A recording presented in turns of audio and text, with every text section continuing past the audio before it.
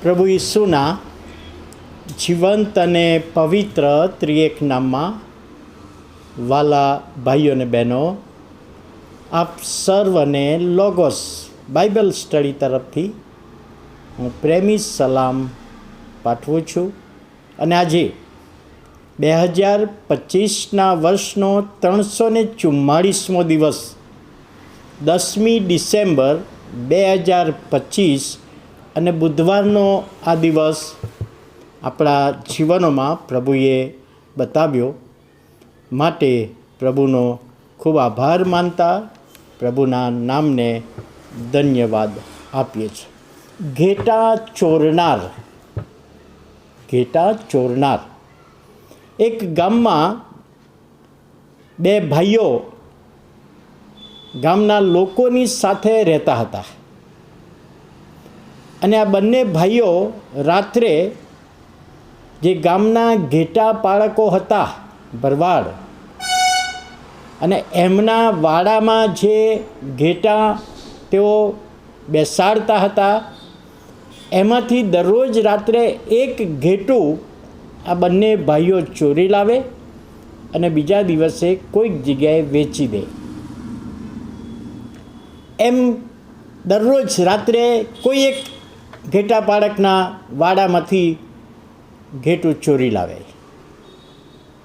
જ્યારે આ ઘેટા પાળકોને ખબર પડી તો એમણે ગામના સરપંચને ફરિયાદ કરી કે ગામમાં અમે ઘણા બધા ઘેટા પાળકો છીએ, અમારા ઘેટા રાત્રે અમે સાચવીએ છીએ, પરંતુ કોઈકને કોઈક રીતે આ બે ભાઈઓ દરરોજ રાત્રે કોઈકના વાડામાંથી એક ઘેટું ચોરી જાય છે અને પછી કોઈકને વેચી દે છે અને અમને નુકસાન થાય છે.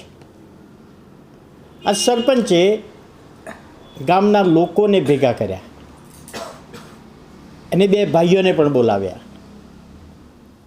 અને સરપંચ સાહેબે કહ્યું કે બે ભાઈઓ, તમારા ઉપર એક આક્ષેપ મૂકવામાં આવ્યો છે કે આ ગામમાંથી જે આપણા ગામમાં ઘેટા પાળકો છે એમના વાડાઓમાંથી તમે દરરોજ એક એક ઘેટું ચોરી જાઓ છો અને વેચી દો છો. અને તે વખતે સરપંચ સાહેબે એમને શિક્ષા જાહેર કરી કે 100% તમે વેચી જ દો છો, ચોરી લો છો, માટે હું સરપંચ તરીકે તમને બંને ભાઈઓને આ ગામમાંથી નીકળી જવાનો હુકમ કરું છું. આ ગામમાં તમારે રહેવાનું નહીં, તમે બીજે ગમે ત્યાં રહો. અને એવા સમયે બંને ભાઈઓ રડી પડ્યા. એમણે રિક્વેસ્ટ કરી કે સાહેબ, અમને આવી શિક્ષા ના કરશો, ગામમાંથી કાઢી મૂકવાની શિક્ષા ના કરશો. અને એ વખતે સરપંચ સાહેબે કહ્યું કે એક શરતે તમને ગામમાં રહેવા દઈએ. કઈ શરત? તો તમારા કપાળ પર ST 2 અક્ષરો અમે કોતરાવીએ. ST એટલે થીપ, ઘેટા ચોરનાર ઇંગ્લિશમાં. એ શબ્દો કોતરાવીએ તમારે જો આ ગામમાં રહેવું હોય તો, એટલે બધાને ખબર પડે કે તમે ઘેટા ચોરનાર હતા. મોટા ભાઈએ કહ્યું કે મને આ શરત મંજૂર નથી અને હું આ ગામમાં નહીં રહું, નીકળી જઈશ, પણ મારે મારા કપાળ પર ST અક્ષર કોતરાવા નથી.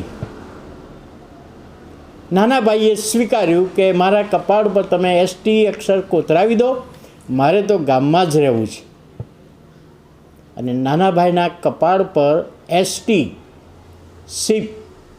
થીપ, ઘેટા ચોરનાર, એ 2 અક્ષરો કપાળ પર કોતરાવ્યા. ધીમે ધીમે સમય પસાર થયો.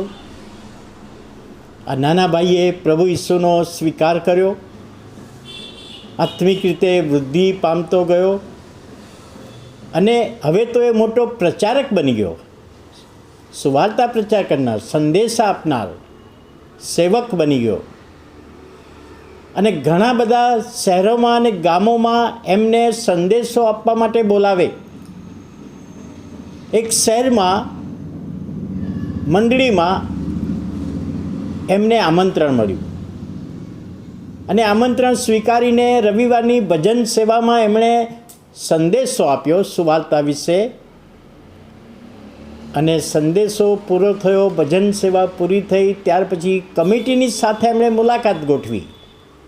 કમિટીના બધા સભ્યો ત્યાં બેઠા છે, ચા નાસ્તો કરે છે, અને કમિટીનો એક જુવાન સભ્ય ઊભો થયો કે સાહેબ, તમે આજે સંદેશો બહુ સરસ આપ્યો, પરંતુ મને એક પ્રશ્ન છે. શું પ્રશ્ન છે? તો કે તમારા કપાળ ઉપર એસટી શબ્દો કેમ કોતરાવેલા છે? એનો અર્થ શું થાય? એટલે આ સેવક પોતાની સાચી બાબત જણાવવા ઊભા થયા એ પહેલાં કમિટીના વડીલ સભ્ય ઊભા થયા. જુવાન, તને ખબર નથી? એસટી એટલે સંત. આ પ્રભુના સેવક સંત છે એવું એસટી બતાવે છે, એમાં પૂછવાની જરૂર નથી. અને આખું વાતાવરણ બદલાઈ ગયું. સાહેબ જે સાચી બાબત કહેવાના હતા એ પણ ના કહી. હવે પ્રભુમાં હું સંત બન્યો છું. પહેલાં નહોતો. ફિલેમોનનો પત્ર 1લો અધ્યાય અને 11મી કલમ પાઉલ લખે છે, અગાઉ તે તને ઉપયોગી નહોતો, પણ તે તને અને મને ઉપયોગી છે.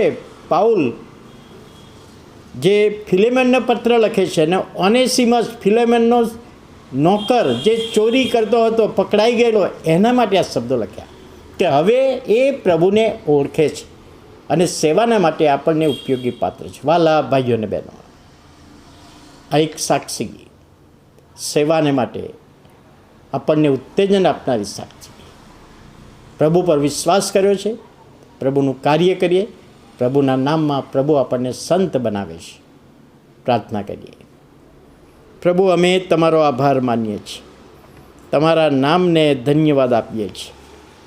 આજે પ્રભુ તમારું વચન સાક્ષી દ્વારા અમે જે સમજી શક્યા, શીખી શક્યા, એનો આશીર્વાદ આપો. વિનંતી, પ્રાર્થના ઈસુ પ્રભુના નામમાં સાંભળો, માન્ય કરો. આમેન.